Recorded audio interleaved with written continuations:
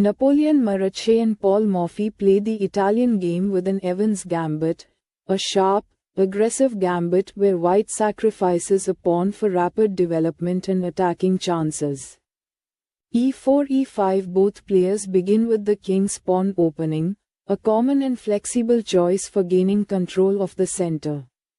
nf3 nc6 Both players develop their knights, with white aiming to control the center and black responding symmetrically. bc4 bc5 White develops the bishop to a strong square, eyeing the f7 pawn, which is often a weak spot in black's camp. Black mirrors white's move by developing the bishop to c5, placing pressure on the f2 square. b4 Bishop capture b4 White pushes a pawn to b4, challenging black's bishop. Black captures the pawn, gaining material but also allowing white more space and opening lines for future piece activity.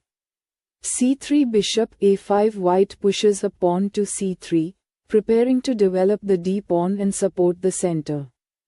Black retreats the bishop to a safer square, maintaining control over the long diagonal. d4 a capture d4 White pushes a pawn to d4, opening up the center. Black captures the pawn, further simplifying the position. e5 d5 White advances the a-pawn, pushing the position forward and gaining space. Black responds by advancing the d-pawn to challenge white's center. A capture d6 Queen capture d6 White captures the pawn on d6, forcing black to recapture with the queen. The queens are now developed early in the game, which can lead to tactical opportunities. White castles engage 7 white castles, bringing the king to safety and connecting the rooks.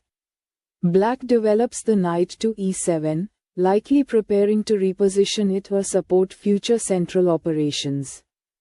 ng5 Black castles White moves the knight to g5, threatening black's weak f7 pawn and possibly preparing for an aggressive attack. Black castles, bringing the king to safety as well.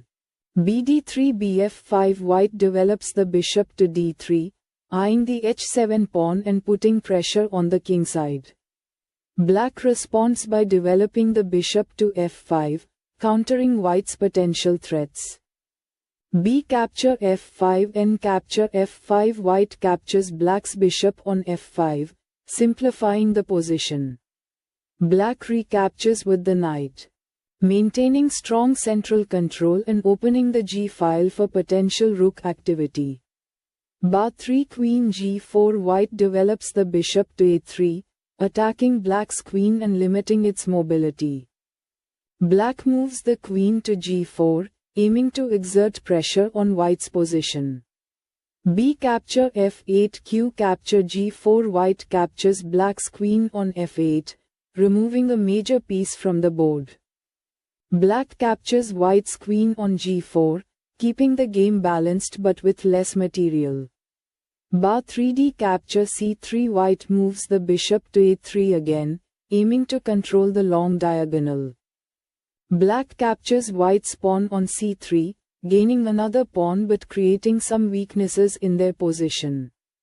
bc1 Queen g6 White develops the bishop to c1, reorienting it for potential activity. Black moves the queen to g6, trying to maintain pressure on white's position and keep the queen side in check.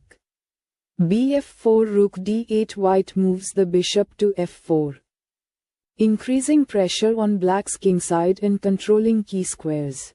Black moves the rook to d8, possibly preparing to counter on the d-file. Queen c2 ncd4 White moves the queen to c2, centralizing it and eyeing black's position. Black moves the knight to d4, putting pressure on white's center and threatening to simplify the position further. Queen e4 ng3 White moves the queen to e4, putting pressure on the knight and preparing for future attacks. Black responds with the knight moving to g3, threatening to attack and complicate matters for white. Q capture g6 nd2 checkmate White captures the knight on g6, but this leads to a devastating end. Black's knight on e2 delivers a checkmate.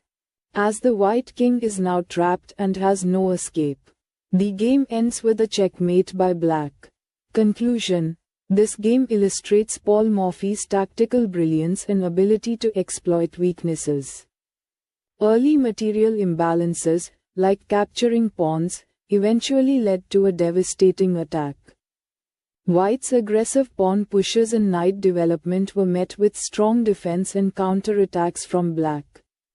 Despite White's early development, Black's precise maneuvering led to a swift checkmate after White captured the knight on g6, leaving the White king unable to escape the lethal knight on e2.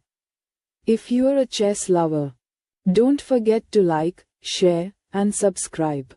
Your support helps me grow the channel and bring more exciting chess content your way.